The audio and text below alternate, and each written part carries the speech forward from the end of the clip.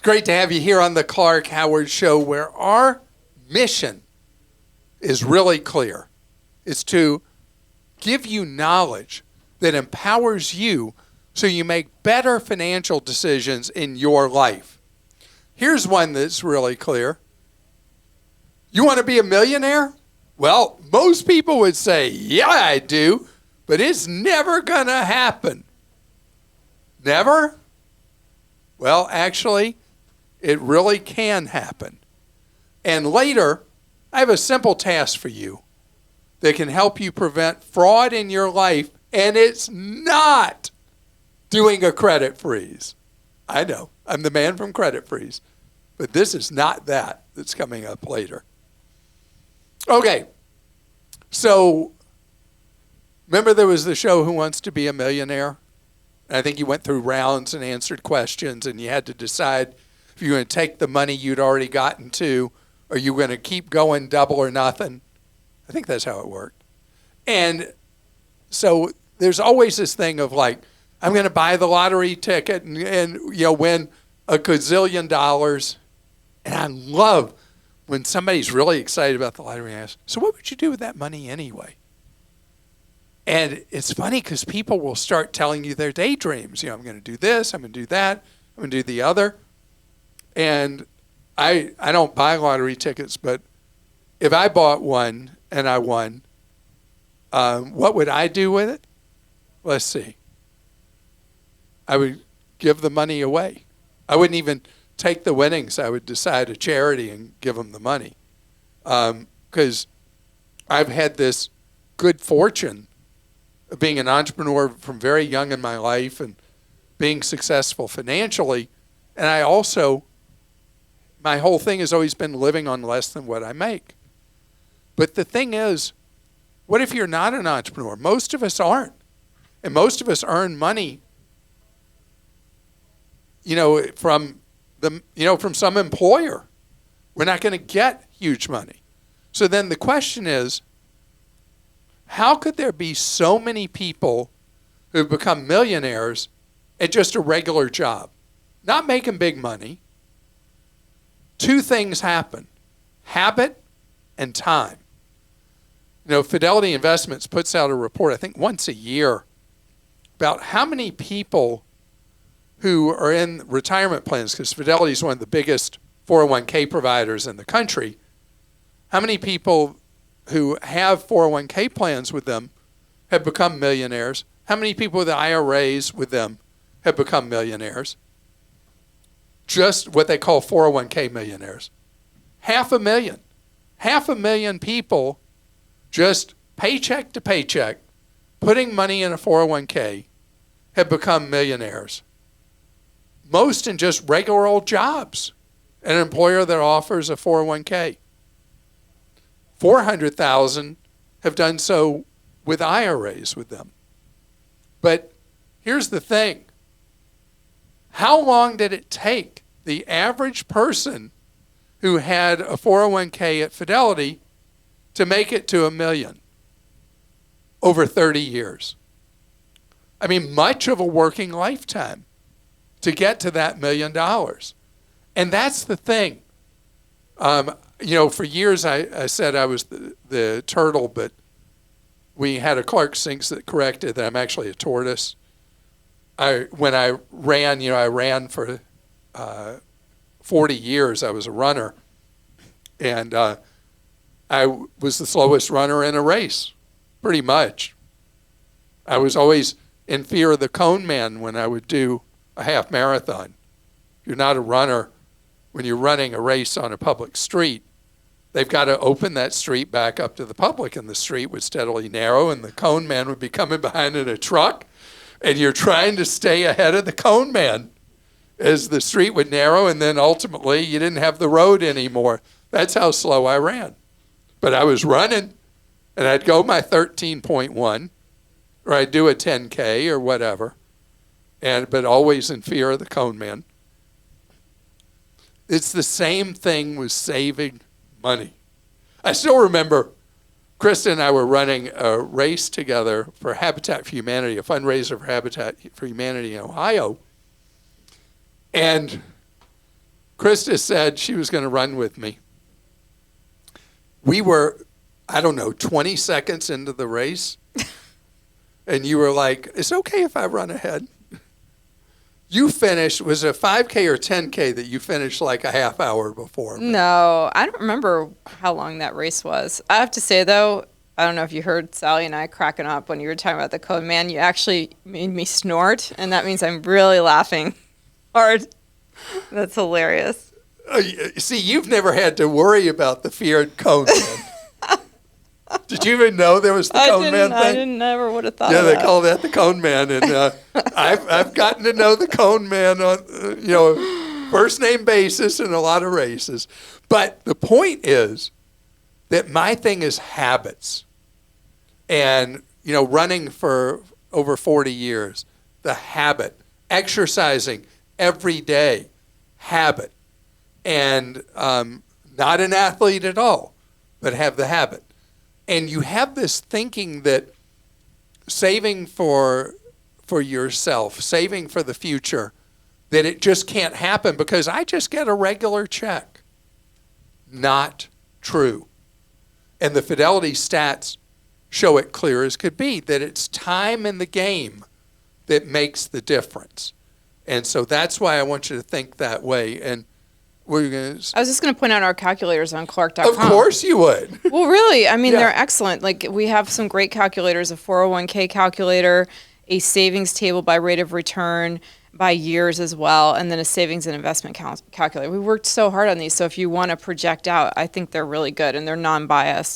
So you put in, I make this much, I can put this much away, put in this much year after year or paycheck after paycheck.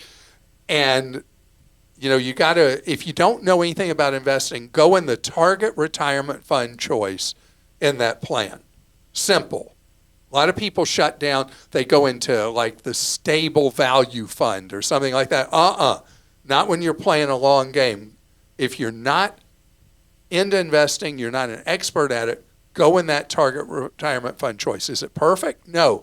Is it the great choice for people who don't know how to build a portfolio? Absolutely. Inside a Roth IRA, inside a 401k. Also, if you're working a regular job and you're participating in a 401k where you work, 80% of employers now offer the superior Roth 401k. Go in it, not the traditional 401k. Almost no one benefits any more from a traditional 401k over a Roth 401k. You have to be a mega income earner. We're looking like $500,000 a year or more for it to be a good idea to go in the traditional 401k instead of the Roth. Enough said about that now. All right. Let's go to questions. Paige in Ohio has a question. Why does Clark not like insurance-owned 401k plans? And she mentions the one I think her company uses. I work for a large company, and the fees that I see appear to be fair. Well, fantastic, and that's almost never going to be the case. Insurance company provided 401ks tend to have very high embedded costs inside the investments. And if it's a small company plan, there will also be other very large expenses that will be part of it. To give you an idea, a 401k plan, if you work for a larger employer, your all-in expenses should never be more than 0.5% on your money. And if you go in the target retirement fund I mentioned, you go in the index type fund choices in a plan, your expenses should be less than 0.1%, meaning that all your money is working for you. The insurance companies tend to be a very inefficient provider. Not every insurance company, but as a general rule, the insurance companies are frightfully inefficient, high-cost providers of 401k plans. So if Rose wanted to really see what was going on, it's not the fees necessarily that you're charged yearly. It would be to go into those. I'm sorry, Paige. Rose is next.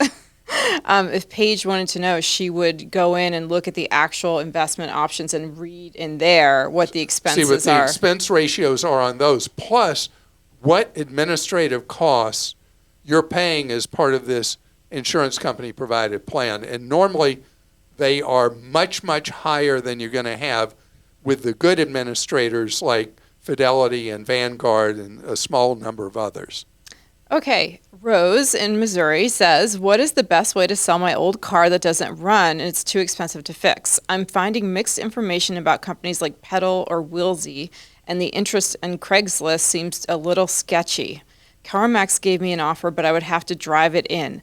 Local junkyards seem to have spotty reviews. So, Rose, it's funny, there are now these apps you can use like Pedal and Wheelsy and competitors of them. And that's the easy button. And you said with the junkyards, the spotty reviews, generally the junkyards are market by market. They're the ones that most people default to. And you just have to call around and say, because the junkyards will come and they'll pick it up, haul it off, and they'll pay you a flat amount for the value of the vehicle. Depends on the age of the vehicle, the condition, and what the marketplace value is of a vehicle as a used one. And I mean, it's possible that, I know this is crazy, but it can even be potentially worth it to pay to tow to a dealer, like in the case of CarMax or whoever else, if they're going to offer you more money for it than others. The cost of a tow versus what the vehicle may be worth to a particular buyer may make it worth paying for a tow. The free tow could end up generating less cash for you than you paying for a tow. Kumar says, I'm well aware that you passionately recommend Roth IRA. However, I have a question regarding a traditional non-deductible IRA. Is investing in a taxable account better than investing in traditional non-deductible IRA? Am I correct in assuming that upon distribution, the principal contribution as well as the capital gains is taxable in a non-deductible IRA, whereas only the capital gain and not the principal is taxed in a taxable account? Investing money in a growth mutual fund may minimize any capital gains distribution and hence almost no annual tax burden in a taxable account. I eagerly look forward to listening to your show every morning, and thanks for all you do to serve people across the country. Thank you very much for that, Kumar. All right. So with the non-deductible IRA, which is a rare, freaky event that somebody's in a non-deductible IRA, the money you contribute is never subject to tax again. I mean, you've already paid tax on that money. That money, when you sell later, comes back to you tax-free. Very important you keep thorough records of a non-deductible IRA, the money you contribute to it. But that's not how you should be using a non-deductible IRA. Principal use of one is for people that are not income eligible. You make too much money to do a Roth IRA. You contribute to the non-deductible, and then you can reclassify that money as Roth money. It is a silly thing that Congress, I don't know what they thought they were doing, but it's known as the backdoor Roth. And if you read up in Investopedia would be a good place to read about backdoor Roths, understand how they work. You contribute that $7,000 into the non-deductible and then reclassify it as a Roth. Then you've eliminated the tax issues. But your question is an interesting question. If you did do a non-deductible IRA, the money you contribute is not subject to tax now or later when you go to sell. Same would be true in an investment account.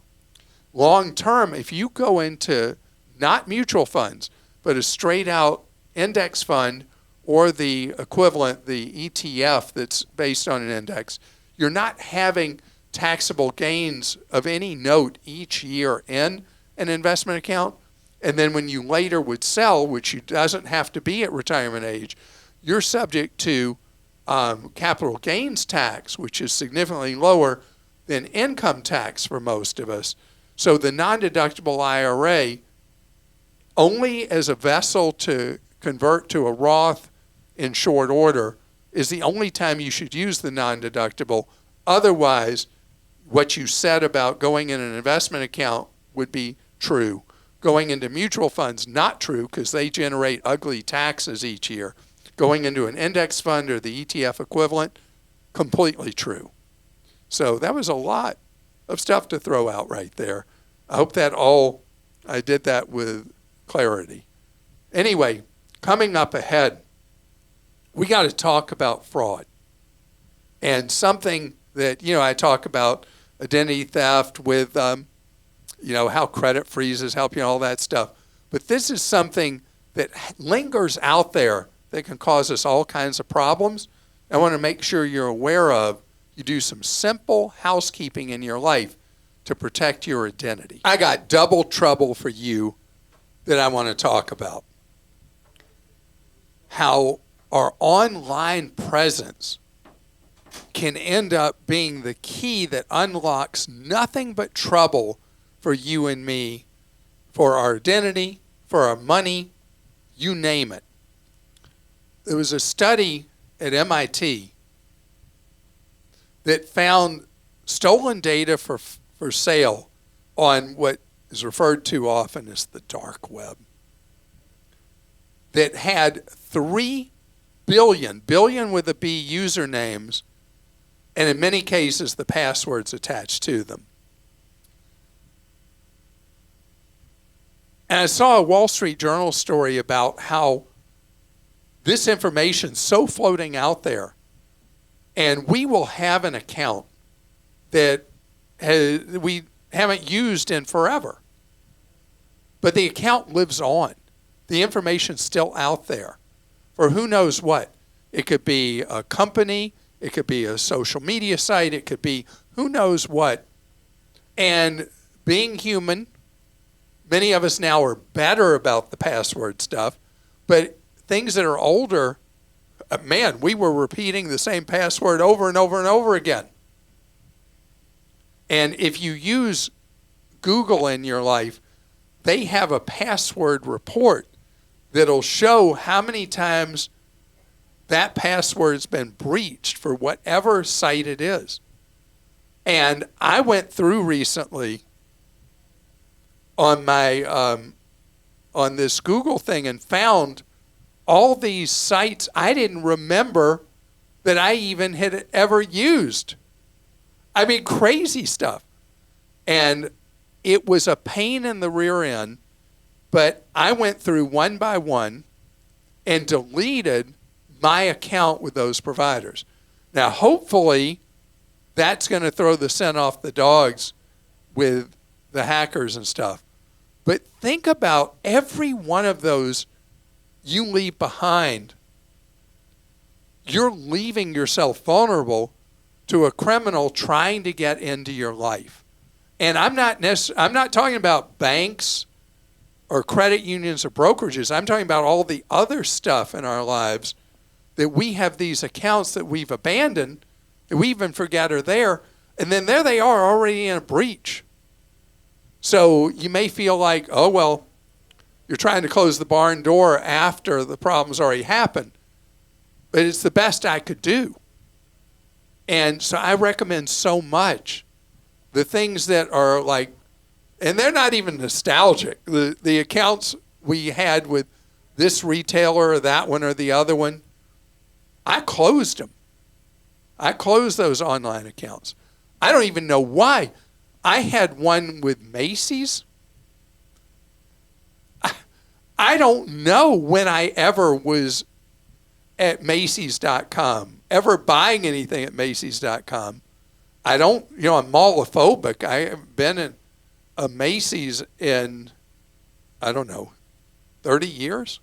It's not part of my life. I'm not picking on Macy's. I'm just giving it as an example. And I want you to know that stuff is out there. It lingers, and you want to get rid of it. So do I have a Macy's account anymore? And I'm not talking about a credit card or anything. I'm just talking about an online account. No. And I recommend you do that. And Christa, you are so internet-oriented. What do you think you have? You have 40,000 accounts out there? I have no idea.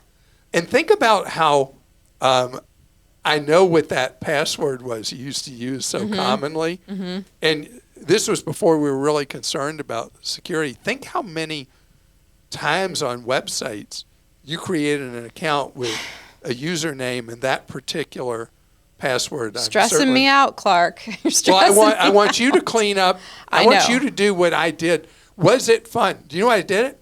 What? Okay, week 0 of college football. Okay. I couldn't miss week 0 back in August. And there were really bad games that day.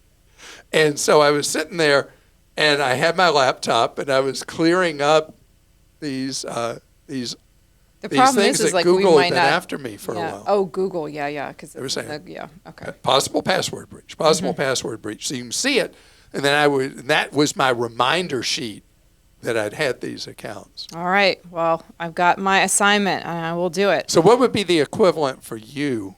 Because when you watch sports, you were the most intense person watching. I think you were even intense on the commercials. No way. I am not. Come you on. are out of your mind. No, you'll be watching your beloved Boston College. Right, like that game. I don't watch, everyone. No. You're a crazy man with the NFL. You literally, I'm telling you, it is shocking to watch Clark watch the NFL. He literally is like jumping up and down like a crazy person. I am jumping up and down, and I'm flipping between different games, and I have my 4-box now, and it's just great because I can watch. I've got a 75-inch TV, and I'm watching 4 games up at the same time, and I'm moving the volume around. One of them goes to commercials, moving the volume to another. You used to have multiple TVs to do that. Yeah, but we don't have a house anymore. So anyway, condo living, I'm going and I'm walking around with the remote, and I'll get too far from the TV pacing, and I'm having to go over. And I am obsessed. I keep trying to get into college football, and other than my son now has me watching every second of Auburn football. Now that he's War Eagle. All right, let's go to some questions. Aren't you going to say it back? War Eagle. Yeah, you say War Eagle, you got to say it back because your son's there too. All right, let's go to some questions. This one's from Blake in Georgia. Booked a hotel room more than a week in advance at a specific Marriott branded property in Florida based on the great reviews, price, location, and the accommodations of that sub-brand. I received an email the day before the stay that the manager had canceled my reservation and rebooked me at a sister hotel, which I had specifically decided against previously due to poor reviews. All right, let me predict the future. You call Marriott Central Reservations and they said life's tough and then you die. How would you like some worthless Bonvoys? How did I do? Let's see. The only reason in the email and after contacting customer no service was that they had no availability. Unsure of any change in price or junk fees. Can a hotel unilaterally do this? Corporate was unable to offer any help except for 5K points, which doesn't address how wrong this feels to bait and switch the day beforehand. Clark has supplemented my education since kindergarten in the early 90s. I've been blessed to work with Clark on habitat builds over the years. Thank you for all you do for us. Well, thank you for that, and I want to thank all the volunteers that were just at our Clark Howard Blitz build in Tulsa, Oklahoma, where we just dedicated 6 homes for hardworking families, and I just love the spirit of the volunteers at our habitat builds. Just an amazing experience, and had a great time again in Tulsa. And I love it. So that got me all distracted. So, and I'm sorry you had to listen to me starting in kindergarten. That's rough. Okay, so this is Marriott, could be any of the hotel chains. Walks are much more common and accepted in the industry, not by us as travelers.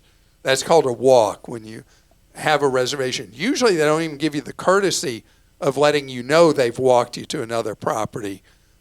And you did not say they comped you on the night.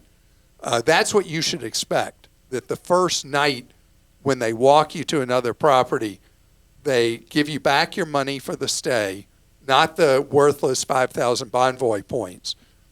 And that's what you want to ask for. You say, hey, this is really terrible for me. I've let all these people know I'm going to be there, blah, blah, blah. And they should offer to pay for that first night somewhere else. But hotels routinely, and much more than they used to, overbook. And we had this recently. I'm trying to remember what event it was that, the Paris Olympics. I did a TV story on this with people who had booked hotel rooms way in advance for the Paris Olympics. And then they got there and the hotels had way overbooked. In another case, they had been able to resell the rooms at a much higher price than people's bookings were.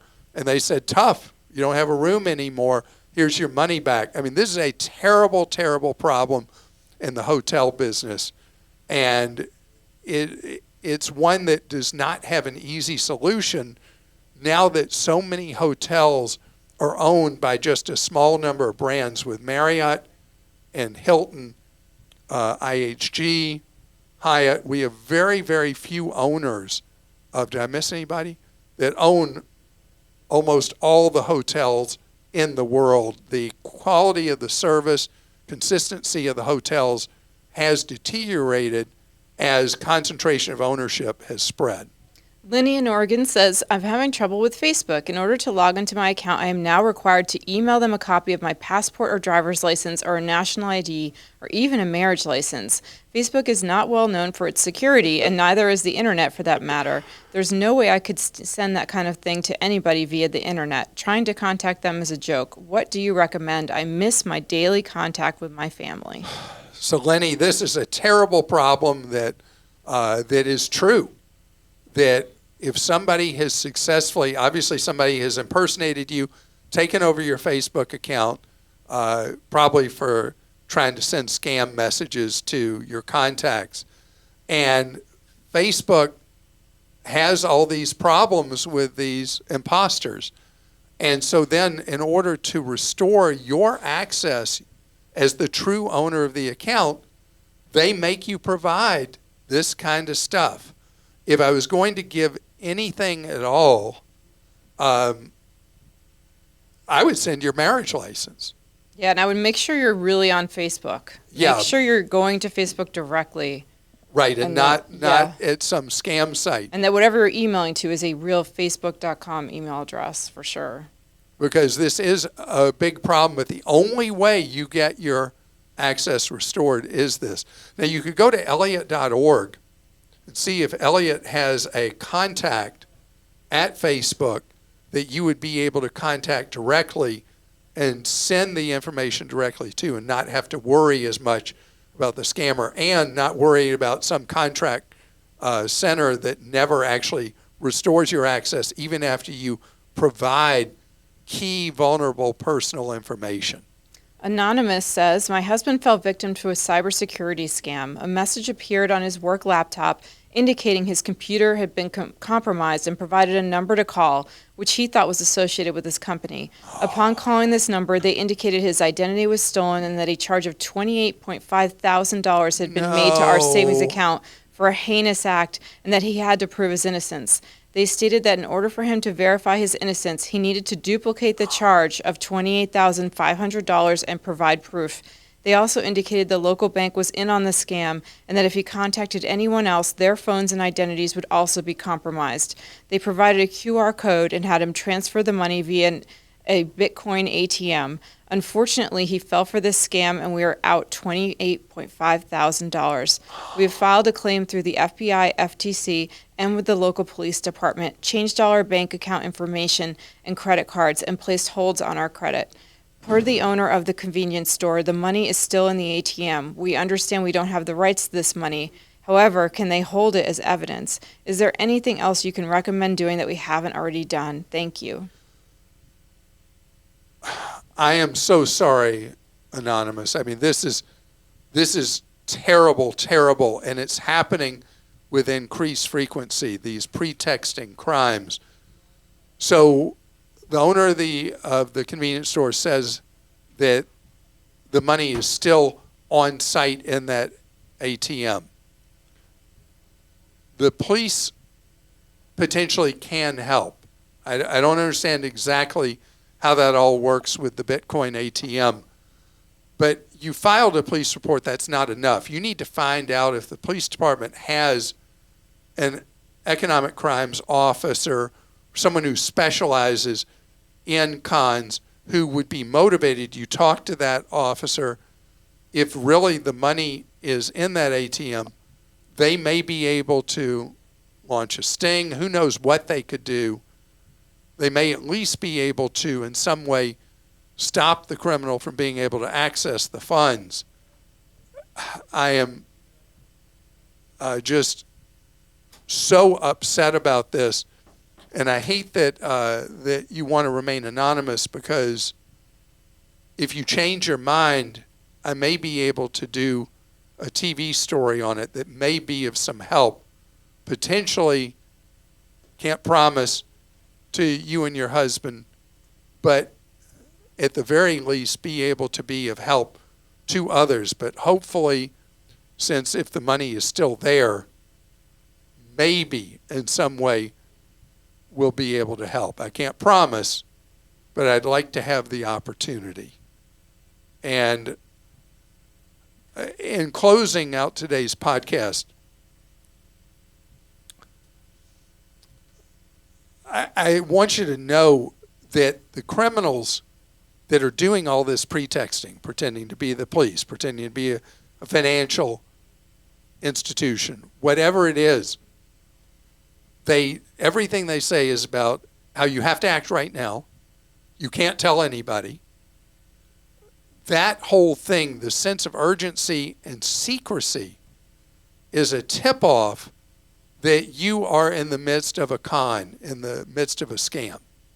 And that's when I want you to take a deep breath, step back, and think through. For somebody to tell you you can't go to your financial institution because they're in on it, oh, come on. And that's why taking the time to think through and not getting caught in this thing where the individual has you like a fish on a hook and is trying so hard to get you to do something right away, or else. Or else. You must do it now, or else. Don't talk to anybody else, and do it right now. That's your key warning. And you may think, oh, that would never do anything like that. You would not believe the people I've talked to in my television work over the years who are people who you think this could never happen to them. But these con artists work at this stuff.